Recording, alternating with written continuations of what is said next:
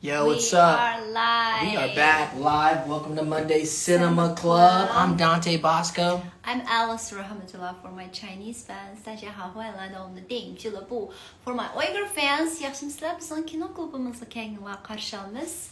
For everybody, what's up, y'all? What's up, you guys? How you doing? It's a rainy day in LA, so we're a little bit chilling. What's up?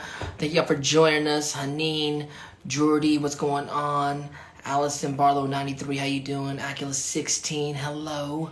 Hi Jennifer. Hi.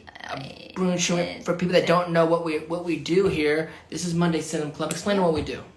So this is a Monday Cinema Club, and it's just like a book club. We decide watch classic movies and in advance, and every Monday 3 p.m. Pacific Standard Time we decided to talk about our opinions. There is no right or wrong. We just share, just like a book club. We just share our thoughts, emotions, all the stuff. It's just like a book club. We chit chat, we talk, we make jokes, we laugh. Hopefully someone has some insight. Hopefully someone has insight to share with each other. Someone has the insight, which is, I mean, everybody knows. Sometimes it's us. Sometimes it's y'all. Sometimes y'all. Sometimes Nicole. Sometimes Mary. That's true. Sometimes it's Denise. Sometimes Denise. Sometimes Nicole. So it's just like a sharing experience. Like through the movie, we sometimes learn a lot, and then it's just like a fun club. Right. And today we're discussing the movie Guess Who's Coming to Dinner, which is starring Sidney Poitier here, and Spencer Tracy, and Katharine Hepburn, and Christina Houghton, I think, who plays his wife to be. And do you want to give just a quick rundown of what the movie is about for people out there that haven't seen it? For people that have seen it, we're going to invite you to come in and join the conversation. And do you have any VIP plus today?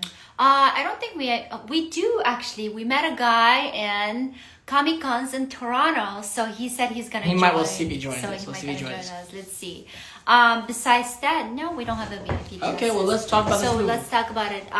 So movies directed by Stanley Kramer, and then when Joanna Drayton, a free-thinking white woman, and a black doctor, John Prentice, become engaged, they travel to San Francisco to meet her parents, Matt Drayton, and his wife Christina, a wealthy liberal who must confront the latent racism the coming marriage crosses. Also attending the Drayton's dinner are Prentice parents who vehemently disapprove of the relationship. This is like a brief synopsis of the film. What do you think? Do you want to talk? It's a fascinating film. It was 1967. I mean, a lot has changed since 1967. Maybe some things haven't, in certain places and certain things, but it was it's a fascinating movie to watch now. I mean, of course, styles have changed, things have changed. It was really interesting to see this couple, Spencer Tracy and Katharine Hepburn. For people that don't know, Spencer Tracy and Katharine Hepburn, they're one of the biggest they're really old school stars in Hollywood. One of the best, love kind of couples. I guess they had a love affair in real life. And also, they shared the screen as a couple through the years. And obviously, you guys shouting out Britton Stone, talking about Katharine Hepburn and Spencer Tracy. They're like American legendary film artists in their own right, and also as a couple. And so to see them play this liberal couple in San Francisco, the most liberal city, one of the most liberal cities in the country, and then at that time in the 60s, during the civil rights era, to be pressed with the whole thing about, if our black and white people equal, well, how would you feel if your daughter brought a black guy home or a black woman home, and then now you're pressed to the limit of where are you guys at, and seeing it not just from the white side, the black side also, because then we get Sidney Poitier's parents coming in, and we kind of see how both sides look at it. And in our minds, love conquers all, until it's in your own living room, in your own dinner, and see how everybody reacts to it. But I thought it was a fascinating kind of think situation, especially for the 60s. I mean, one of the reasons we're writing a script together has two different cultures come together. And so we were watching the movie trying to feel some of that part out of it. So what did you think? I really liked the film. I mean, certain things are dated, but there are certain things that are timeless on just different cultures approaching each other and dealing with each other and trying to communicate with each other. And then also not just cultures, but also generations. You're talking about one generation talking, it's a new generation talking to older generation. I think there's a lot of conversation like that going on. We discussed that at The Graduate last week. I think it's all the same time era of like one generation talking to another generation before them about what's changed. And it's happening again right now with the new millennials or whatnot talking to the boomer generation. Mm-hmm. So what do you think? Well, I love the movie. This was my first time watching the movie, and then it was beautifully done. It's very some parts of like acting style is a little bit dated, but besides that, storyline is very simple, one-line story, and then the couple fall in love and then they go back to see the parents, and then all the conflicts, all the obstacles they're facing to, and then it's very like feels urgent because they have to make a quick decision before end of the day. So it's like there's a timeline, and why now explains very well, and what is the conflict, what is the actor's arc, its character arc. It explains very well, and it has a lot of changes. However, my favorite scene, I will say, with the cast. Hold on. What scene? Which one of your favorite scenes in the movie? The father and then son relationship. Yeah. They facing to each other, and then that has a conversation. After they're all have like it's after right before the dinner, and they all have a conversation individually. And they vary that level, that everything is very like polite, and there's everyone that's just like pretending nothing happened. Like it's very kept it together. But until the moment when son and father having this private conversation, when father was so angry and just like, you can't tell me what's right, what's wrong. I'm your father, like, because I did this much stuff for you. Now, like, you have to listen to me. And then the song just said, like, the whole dialogue is long, but it's a very, very touchful. What'd you think about it? He said, I don't owe you anything. They said, let me tell you something. I owe you nothing. If you carry that bag 1,000,000 miles, you did what you were supposed to do because you brought me into this world. And from that day, you owe me everything you could ever done for me.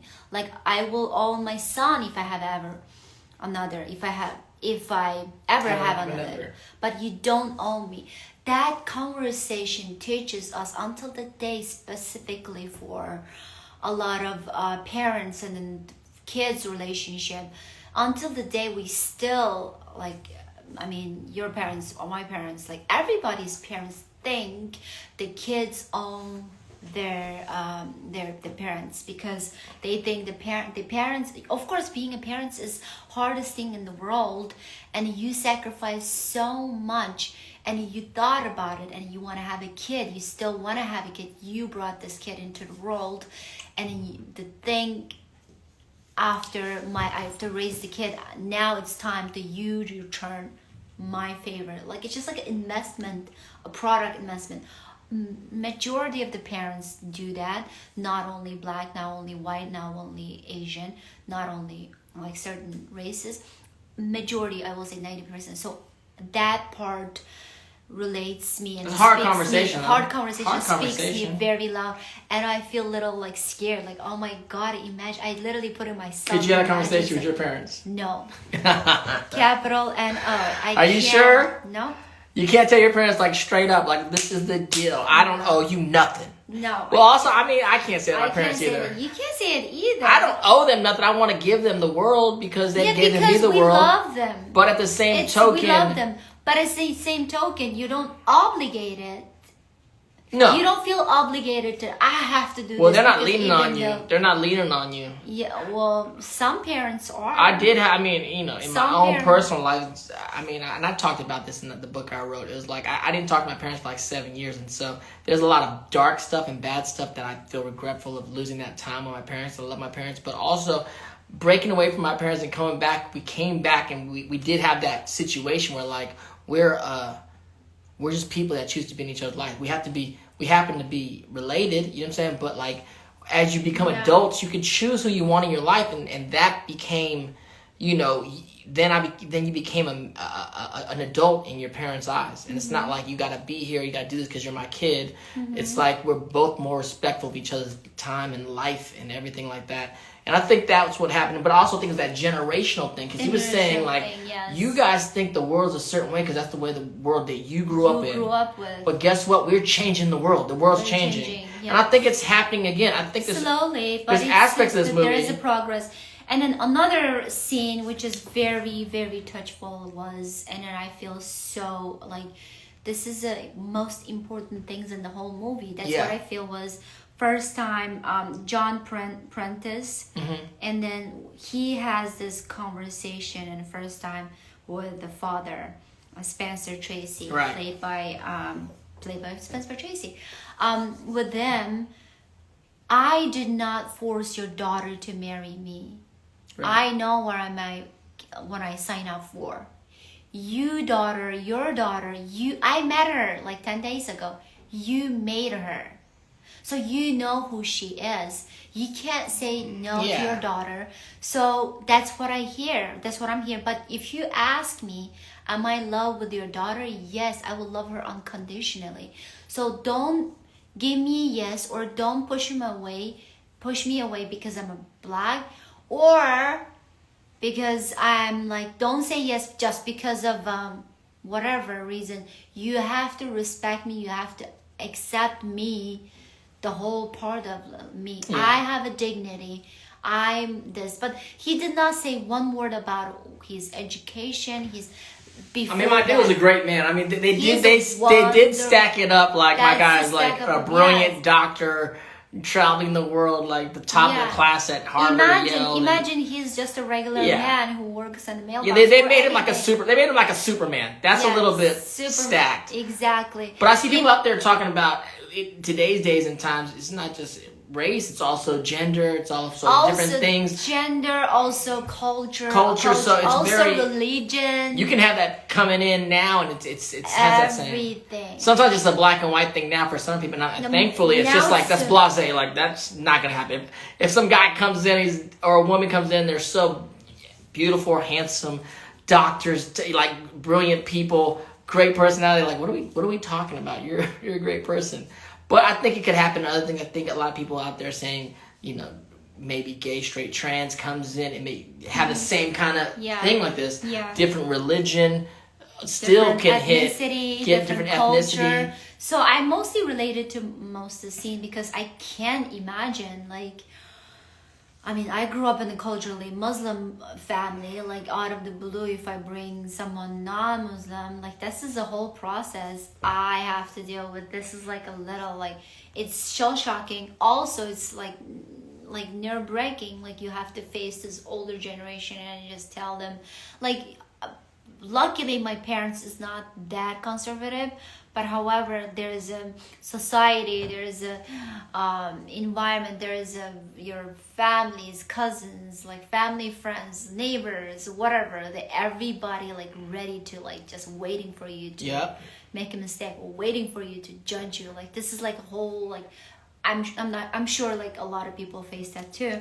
And what is your favorite scene? I'm trying to think of my favorite scene. I think should we bring some people in? There's some people. The chat is popping. It's pretty hot. I think the people that watch the film or seen clips from the film or whatever have a lot to say about this movie. Okay. If you watch and there's the questions movie, coming in. We can, you know, we'll talk more about favorite scenes as we go through. I'm trying to think. That scene that you did was a great scene. Mm-hmm. But shout out to Tegan M98 for joining. Alyssa, how you doing? I saw Brandon Bangrain coming in from who was at the con this weekend. What's going on? Occult Circus just joined us. Thank you guys for coming in coming up. and rocking. So if you watch the movie Mm-hmm. and you want to talk about your favorite scene or favorite moment or any ideas from the film, share your experiences. Hashtag what? What do you want? Hashtag what? Hashtag dinner. Hashtag dinner. Hashtag dinner. And come in. And we can also, you know, talk to people. I've seen Allie at the mall. Allie at the mall. She's already, you know, and see what Allie at the mall has to say. Is she in the mall? Film was something that I don't have a favorite scene. Nicole got no favorite scene. Allie at the mall. Yay! Where you at, Allie?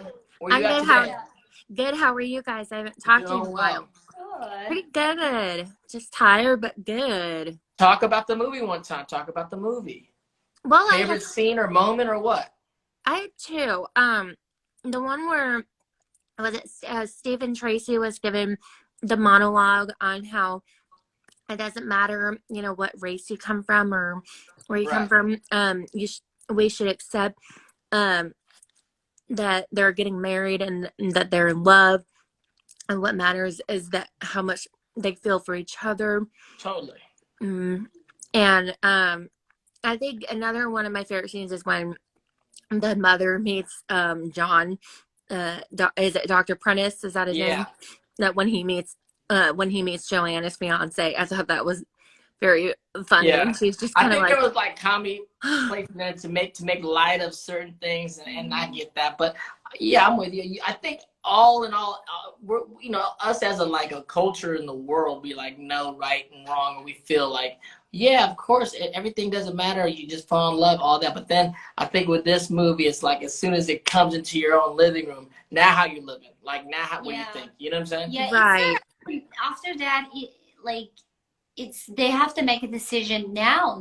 Like they don't even have a day to think about it. They don't even. I know they made it like really hot question. You have to make a decision. Yeah. Accept right now or just say There's some no. questions coming in. So Meryl 126 says, any of you guys can put yourselves in the characters except for maybe bringing a person with you, a disability home with you. Would your parents approve? Disability. Again, another thing that would be something. If someone came in as a disability, would it change anything? Would it be that might be more intense sometimes than race these days? If someone came in with a disability, maybe crippled or a different thing or speed or any kind of disability that goes on, it would be hard to relate to the person. Because I think at the end of the day, the parents are saying like, we know the right thing to do, but we also know the world, and we know how hard it's going to be for you guys. That's another. And they're trying to protect you. You know what I'm saying? Quotes, favorite scene of me. Like speaking of that last scene, Spencer Tracy. He's like director literally put the 7 different camera on the shoot and 7 different angle. And then because he has an illness at that time, he was sick. He was sick, and the whole time in the movie, and he's passed away. He passed away after he shot the film, like 7 days later. Really? Yes. Oh, wow. On his last legs. Last legs. Seriously, like when he like literally like giving this long monologue on the speech, the director, everybody said, even the director said, it was a one shot. And then when he says that, it's like literally, it's not about us against you guys. It's the whole world against you guys. So it's up to you guys to stay strong. And then... Yeah, but the world did change. You know, the world did change, which is great for the better. Yeah. It continue to change, you know?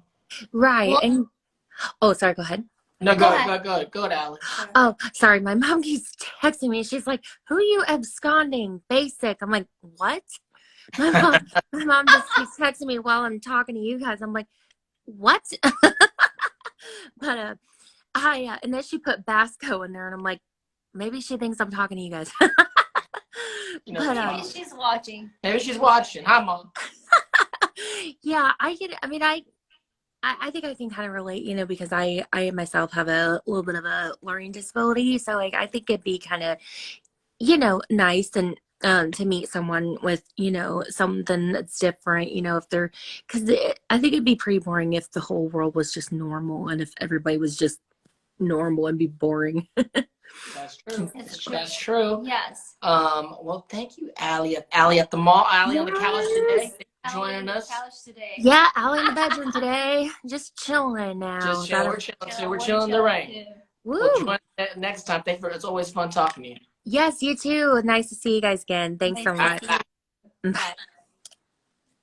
All right. So whoever. Good point. It has to be spiced up. Otherwise, it's gonna be boring. It's gonna be boring. We got boring is normal. Normal is boring sometimes. Here we go. Mary is the first thing that popped up. Let's see what Mary has to say. Hashtag dinner. Hashtag dinner. Let me see what. Mary, are you in the house? Mary. Maybe not. There we go. What's popping, Mary? How's life?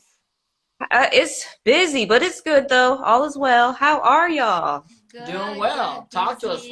What's the best? Do you have a favorite moment or film? Movie, anything? What did you think? Talk to us. Yo, this whole movie is like a reflection of my life, pretty much. Okay.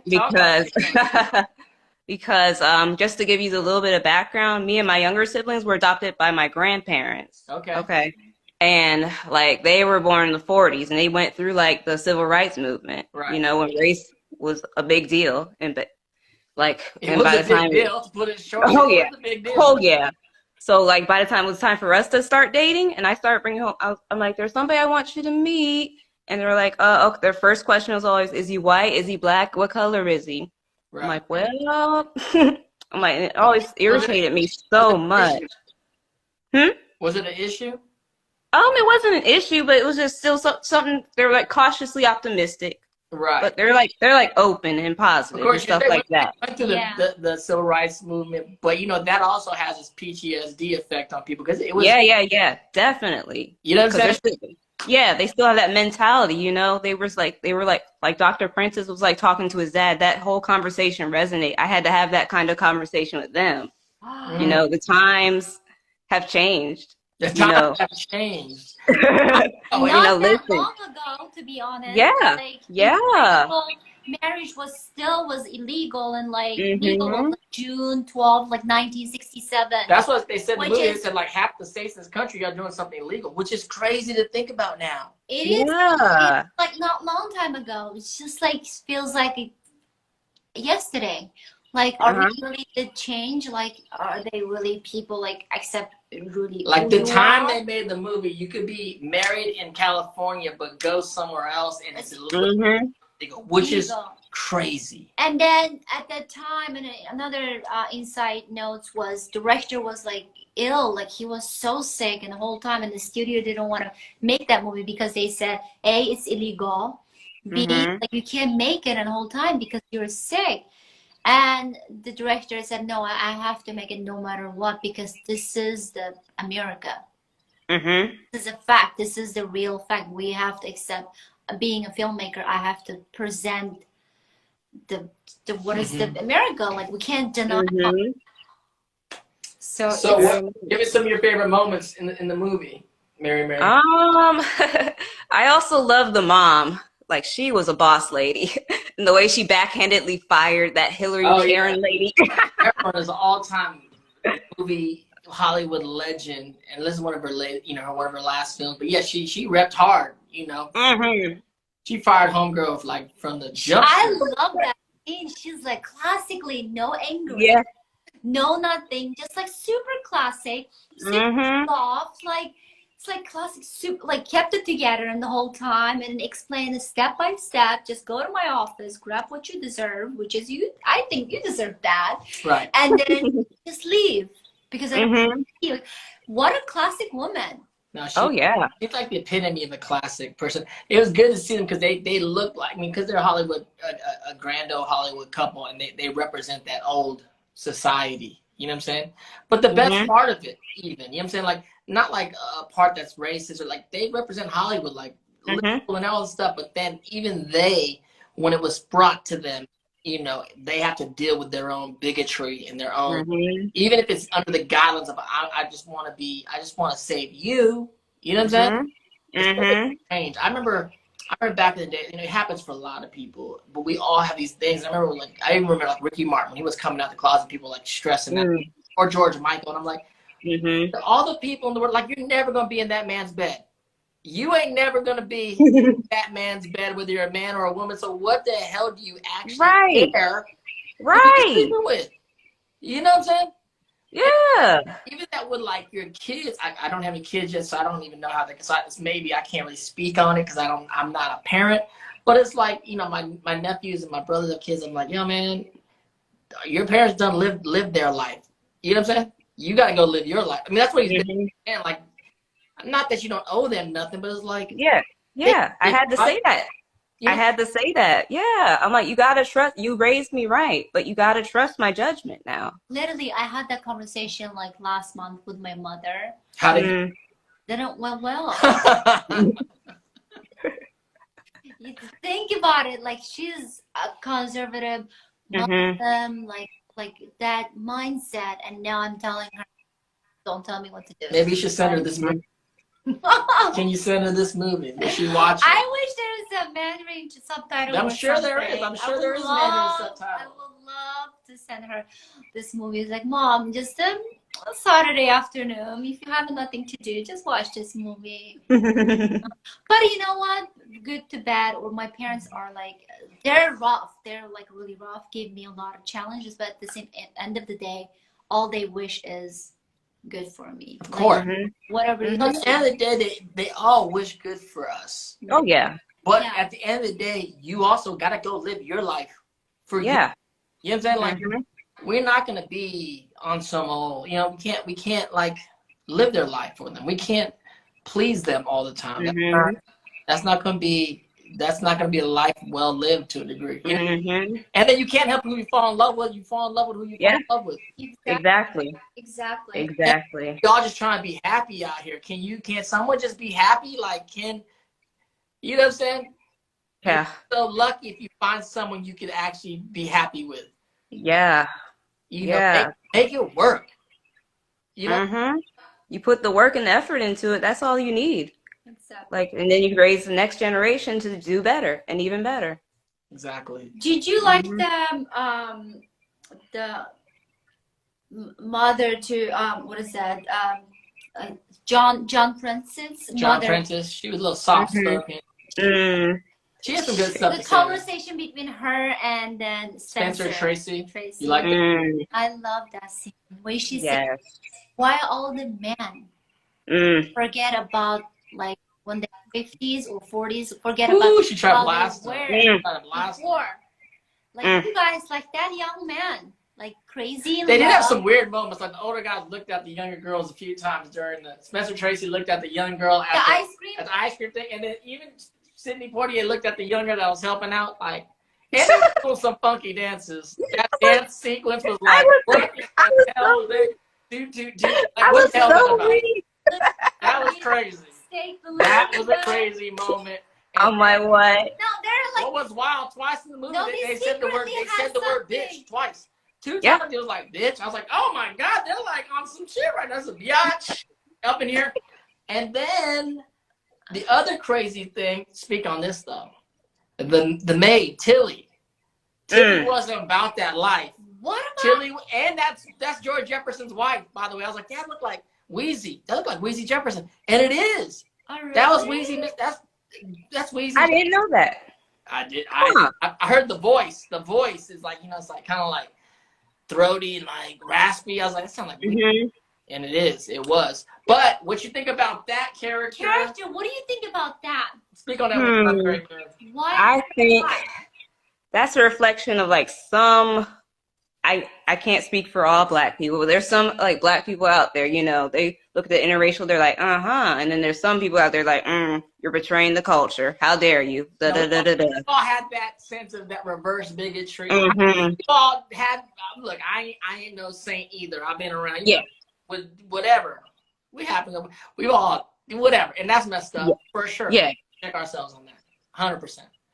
But also she felt part of that family and the family. I mean, she is a part of, even like this, she's been a part of the family for 20 years, and she's also protecting the family, wanting someone to come in shiesty, you know what I'm saying, pull the wool over someone who she feels like daughter. But I mean, which is messed up also.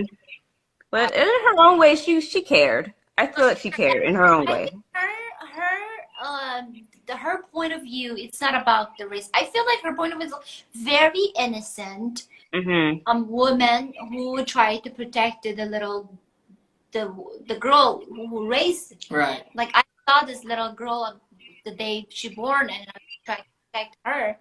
Like whatever your mindset, try to do, step back. I feel like her point of view, her initiative part, and in her motivation is not about race. That's how I see. Maybe it's a little bit of race because she said it. She said, like what are you up to? What's your game? What are you doing? What are you playing at? They're dealing with bigotry and a lot of they said the word bigotry, but you don't even hear that word that often nowadays. And they said the word hella times. You're like, damn, when last time someone said the word Negro? That's crazy. But I guess language changes throughout the years, you know. But I think they checked racism and white privilege and, you know, a lot of different kind of perspectives in a smart way. It was kind of preachy at certain times, and they did load it to like have it all happen in one night. Which I'm like, really? All this got to happen in a night? That's a lot. But it was fascinating to watch and great performances. Yeah. Everybody did so well. What's your favorite scene? Did you already say a favorite scene? I did. I liked just all of Dr. Prentice's talks with like both her parents and his own parents. Just having that especially with his father. That very much resonated with me. Yeah, that's my favorite. He was very intentional, but he was very respectful too. Yes. So yeah, everybody being respectful and being thoughtful. Like they didn't get over emotional about how they're we're talking. And then father and son sometimes. I mean, when it's family, you kind of get emotional with what's going on. But and everyone has their points, and every point is valid. You know what I'm saying? Definitely. It's like every point's valid, but like the thing about it, the world is it's constantly changing. Constantly changing. So definitely, you know, I like the film. Did you like the film? Even all these very much. Oh yeah. 60s. What was it said? 60 something. 67. 67. Like dang near 60 years ago. 50 plus years ago. I mean, crazy. The crazy thing is, like, sometimes people say nothing changes. Like, it does change. A lot's changed. You know what I'm saying? Not 100% changed. Not like we're like we're all just colorblind. No, that's not. But these, like, it was illegal back then. I mean, you see an interracial couple walk around at least Los Angeles. It's not. You don't even think about. It's not even looking twice. You know what I'm saying? Like, I think I read something like. I think about 6 months before the movie premiered, like interracial marriage was finally disbanded. Like, I mean, but I mean, they made it legal. Yeah. Because there are laws in the states up until that point. Right. Well, that means during the shooting the movie at that time was still you know what I mean? Yeah. That's fascinating. Could you imagine a movie like this that's that charge where there's all this stuff going on when you're doing something kind of illegal? That's so powerful to be doing. Yes. But also, I mean, like I said, something to change. To see an interracial relation now is not really. Nah, you can't. There's still some ignorant people out there, but it's not as bad. You know what I'm saying? Like, people are opening their eyes. Like, you see a real pretty girl and a real handsome guy. No matter what race they are, you're like, I get it. You're gonna get that. You're gonna get it. Ain't no one tripping at all. They're like, it's. They wear the same kind of clothes. I got it. You know what I'm saying? It's like you see things differently now, but like it happened sexually, gender, handicap. It's still things can jar us as people. Like, let's not pretend that we're also in that we can't be like it's old news. Nah, there's some things that you have prejudices over that can come to you. And haven't news yet, but there's still new problems coming up. Right. Well, Mary, thank you for joining. No problem. Always a Thanks for having me. All right, bye. Bye. All right, well, it's a rainy day. We chill. It was a good conversation. I know. There's a lot to talk about it. So if you watch the movie, dinner. All right, here we go. I just saw something. She asked a question earlier. Allison Barlow, 93. Let's see if you can get in here. Talk a little bit about guess who's coming to dinner on Monday Cinema Club. Yes, please. We see some other people. We see all. Hello, how are you doing, Allison? Hi, Allison. Hi, Where you calling in from? Washington State. Shout out to Washington State. How's life? It's raining. It's raining up there. Yeah, it is. Yeah, Always raining Washington up there. State is always raining. That's why I said we're catching your guys is it raining. does. Yeah, So talk to us. Is this your first time talking with us ever at Monday Cinema Club? yeah. Join us. I Thank saw you a bunch for of joining. questions. So I was like, and you came in right at the right time. What's popping? Talk to us about the movie. Well, I watched it with my family. My mom's white, my dad's black. So Oh wow! yeah. How did So it go? and my dad, who's black, he said a lot of people in the black community they liked the movie, but he said that he was critical of it. One, because they made Sidney Poitier this big superhero, I mean, but also they do one kiss scene at the beginning of the movie, and they can't even do a direct shot of it. And he was like, "Really?" Like that annoyed him because I'm like, and it annoyed me too. I'm like, but it was the time frame, so I suppose. It was You- that really good point though. Like make him like flawless. Yeah, they could have just made him an Dating a average Joe. average Joe. Are they gonna be like okay with it, or is it just you know what I mean? I mean, Is it they drop weren't down? okay with it when he was, a superhero. Let alone if he was an average guy. I think for the time they had to like make it a certain way for it to kind of come out. Strong.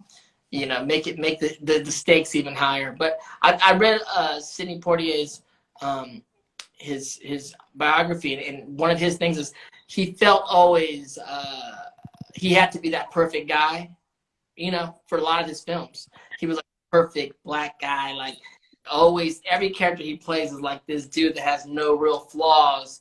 And he was the only black actor at that time working. At this time in when he made this movie, he was a bigger star than Katharine Hepburn and Spencer Tracy. He was the reason the movie got made. However, they got to make him. He didn't really get to play a lot of three-dimensional characters. You always got to play someone who's like almost perfect, which isn't real, But so your parents saw this back in the day? Yeah, my dad remembers the civil rights movement, so I think he remembers when this movie came out. Right. And, but I wanted to watch it, so my mom and dad and I all watched it together. And How do they feel about it now? because I like the movie. I think Katharine Hepburn and Spencer Tracy did a great job of portraying how it must feel for them, Right. especially, since interracial relationships weren't okay then, which is unfortunate. And Joanna, the daughter, was kind of like idealistic. And it's like, oh, everything's wonderful, Yeah. blah, blah, blah. She And had- I'm watching it, and I'm like, She okay, had, like, no you doubt. realize that you're in the 1960s, you're marrying a black man, like, bruh, you're not in La La Land. But my dad's like, well, she's a white girl, so she kind of That's right. Say that. Now, but she I also was made about to say that she's a white girl and she's living in a good life. right, but they So made she her doesn't have that much problem in her just as life. much as they made Sidney Poitier like this perfect dude. They made her like the perfect, liberal girl that has like zero, not one bone in her body that is, has any doubts or evil intent Yeah. or doubt. My parents all enjoyed it when Spencer Tracy's like, Joey, this may be the last time I ever get to tell you anything, so I'm telling you, shut up. We're like, yeah, I be like quiet. that. I like that. I love too. that too. I mean, in that So way, beautiful. the thing is kind of like a fairy tale. With the She characters just being looks so. like a fairy tale. Like she doesn't real. She doesn't look And like she seems so in love, like she's gonna marry a prince and they're gonna all dance on the clouds and stuff. And I'm like, Right. yeah, well, you do realize what you're doing, right? Like, I mean, it happens. Yeah, look, it can happen. when you love, like when you're in that level of the love, like when you're in love, and then you just became blind, I guess. What happens you with don't us, see even nothing. as artists, a lot of people don't want you to become an actor or a musician because that your parents know that Well, parents said they would never let me be a kid actress because they a lot of pain involved. You know what I'm saying? Like the odds of you making it or odds of you succeeding are very slim, and so a lot of parents don't want you to do that. They're trying to, you know, they do what they do for you because they don't want you to get hurt. And that's kind of, but then like we were talking earlier, like you can't live their life. Sometimes you gotta go for broke and live your life how you feel it's right. You know. Yeah, But I liked the scene where Hillary gets fired, and the scene before is kind of hurtful because it's like she's looking at John Prentice, and it's like he's a person. Stop looking at him like he's an alien or something. no, it's true. It's true. But I think we've all, you know, at least us, you know, people of color in America have been in situations, you know, where you've been looked at like that because you're just maybe in a room of all, you know, not a lot of people like you in the room and you're doing something. They're looking at you like, okay, what's this person doing here? We've all kind of been in that situation one way or the other. And I think things, again, are changing, but it's part of the experience sometimes, you know? This looking things still exist. I Yeah, feel of like. course. Yes, one time I was in the Boston, you know, like all politics, like hierarchy people. Like I was in the walk. I was the only not Asian looking, but is Asian, like kind of like a not from that world, but it's like dressed a different woman. Everybody, I stood up, I walked to the bathroom. Everybody looked at me like, what she's doing here? Maybe it's because you're pretty, though. No, I know how pretty looking look. I know that look. I can distinguish that. Okay, all right. They literally looked at me like, what she's doing here? She doesn't belong to here.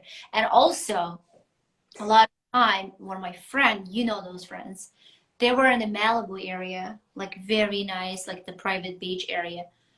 And when they're hanging out, the people, neighbors came, asked you, what are you guys doing here? You guys live here? Like questioned them. Yeah, of course. So that like they put you in the boxes, and then even though you don't belong to that. Like, I'm Sidney Poitier. I'm perfect. God damn it. What other parts of the film do you like? I liked when Spencer Tracy was talking to the John Prentice's mom, and she's like, do you remember how you felt when you were young and you were with your wife? And she's like, if you remember that, why are you keeping John Prentice and Joanna from being happy? And then at the end, when he's like, oh yes, I remember exactly how I felt about Christine, or was it Christina? Whatever. And he said, there is nothing that John Prentice feels for my daughter that I didn't feel for Christina. And that's like, oh, that's so sweet. So sweet. I think ultimately, like, humanizing people, you know, makes you, you know, see each other as people and not, as a people, not like these things, you know what I'm saying? Like these things outside of yourself is like, it's that humanization of it, which I think was real smart and really good. How about what is this guy, Cecil Kellaway. He was going to play the priest. He was pretty good. The priest character. On him. Yeah, he's pretty cool. I don't remember a lot of scenes with him, but I liked him. I think he was decent. He's one of the older guys that was like, hey man, the world's changing. Like he's great, you know? What are you talking about? One other scene I always liked was when Katharine Hepburn's like, Joey's exactly the way we brought her up to be. We told her it was wrong to feel like black people were inferior. We told her it was wrong for this. And she said, when we said it, we didn't add, don't fall in love with well, she said colored man. That's not correct anymore. But she's like, but don't bring a black man home. Yeah. So she pointed that out. So I was like, yeah. You know, I think you come to the guides of like, walk what you talk, you know, that kind of thing. Yeah. If we talk it, we gotta walk it, which is true. Yeah. Anyhow, Allison, thank you for joining us. It's such a pleasure. Tell your parents for watching the movie with us this week. Awesome. You're welcome. So sweet to be watching the movie with the whole family. That was so cute. Yeah. All right. Have a good week. Have a good week. Bye. Bye, Allison. Bye. Well, it looks like we got room for another person. We got a little more time. Let's hear it. See what you saw. Small talk, big words has been hitting us. Wants to talk to us one time. Small talk, big words. Oh, I love that. Pop in. Hey, how are you doing? Hi. Good to talk to you again. Hey! Oh yeah, we had that conversation. I remember. It's your favorite chaotic redhead. Exactly. Where are you calling in from again? Gilbert, Arizona. Arizona. So talk to us one time about the movie. What you think? Yeah. So Nicole also has trivia, and like the two of us together. It's 17 days after the wrapping of this film. Yeah. Yeah. Which is Yeah. Yeah. But anyways, yeah, Nicole always deserves to come in. So if you want to pull You in. should cover your microphone. You cover the mic. I can't hear you. Oh, I'm covering the There you microphone. Oh my goodness. What am I doing? I am feeling. That's what I'm doing. No worries. Keep talking. Anyways, so I forgot. I lost my train of thought. Oh yeah, by the way, Alice, I wanted to tell you a couple weeks ago when you were driving and you pulled in, I think it was for Coco, the look Dante had on his face when he saw you was like the cutest thing. Like, Dante, your eyes like lit up in such a way when you saw her, and it was one of the cutest things I've ever seen. Thank you. You made him blush. Okay. Did you? I was How just come I missed that part? that was adorable. Like, it's things like that like other people observe, and I'm just like, I'm here for it. Aww, thank you.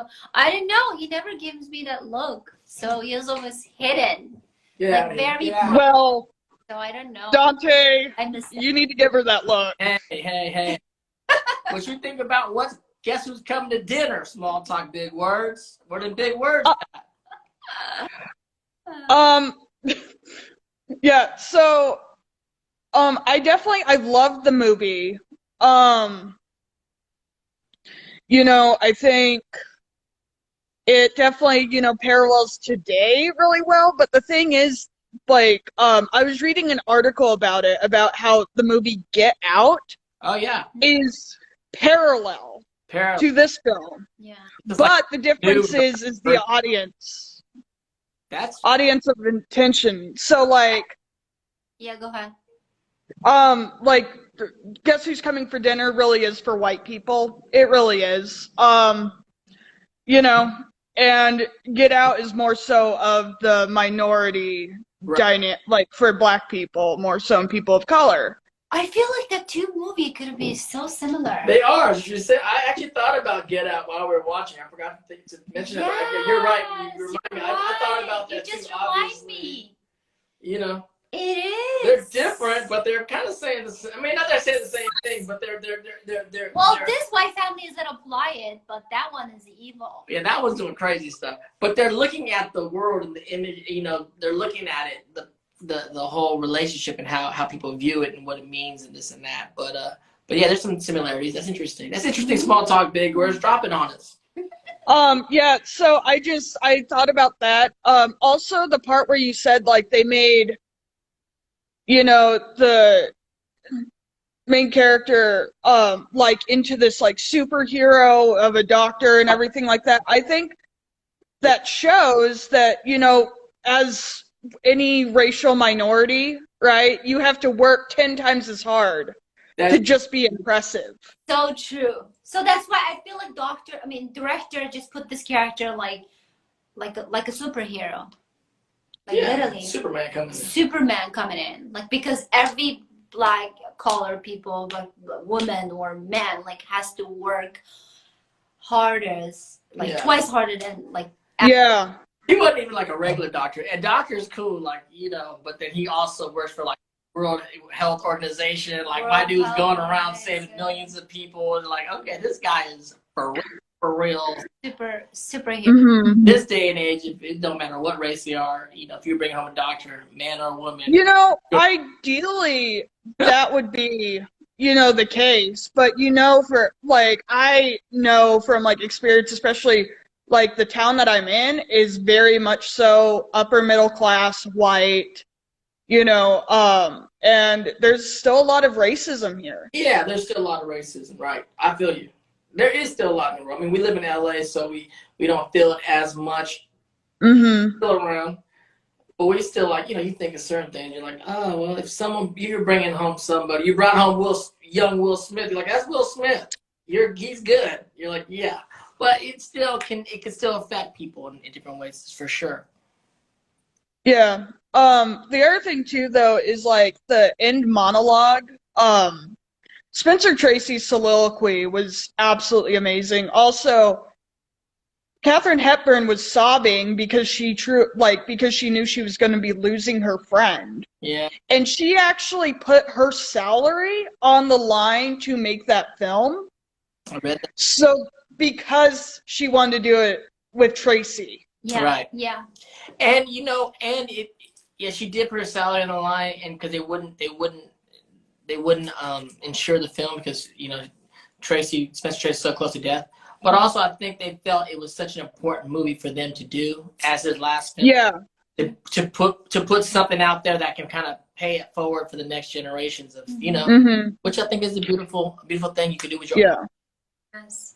But the monologue also is something that my mother has actually said to me before. Okay. I'm blessed to have a very supportive mother, but I am gay. Yeah. And so, it is one of those things where, guess who's we've watched the film together, and she says like that ending is exactly how she feels, where she's like, I want the best for you. But the reason I don't want you to be gay is not because of who you are. It's because of how the world perceives you and the extra struggle you have.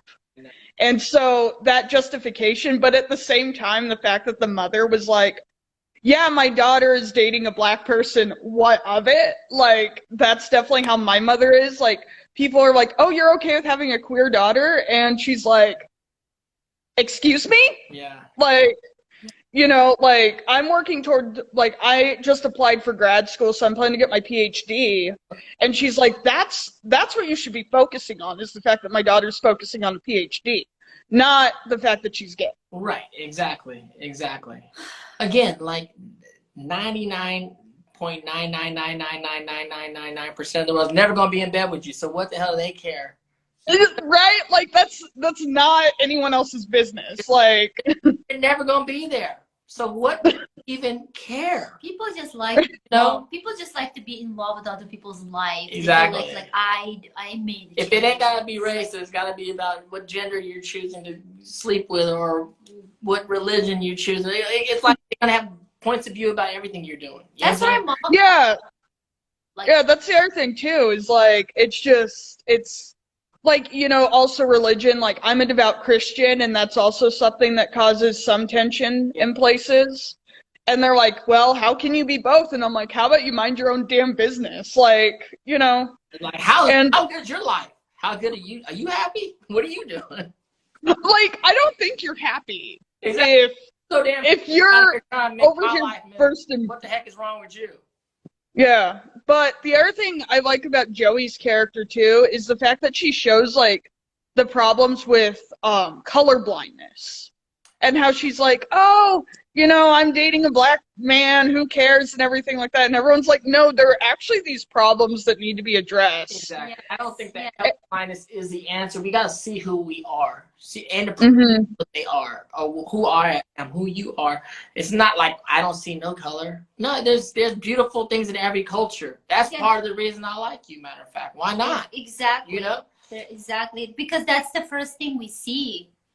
Like we see black, we see white, we see Asian, that's the first thing. It's a pigmentation of your color. Yeah. Well, you fall in love with someone, you don't really fall in love with their color, you fall in love with them. Like Dante, I think about the first comment you ever said to me, and it was the fact that I have red hair, which, I mean, I get red hair is cool, it's great. Love being a redhead, but like it's stuff like that we notice initially. Right, but that doesn't make you who you are.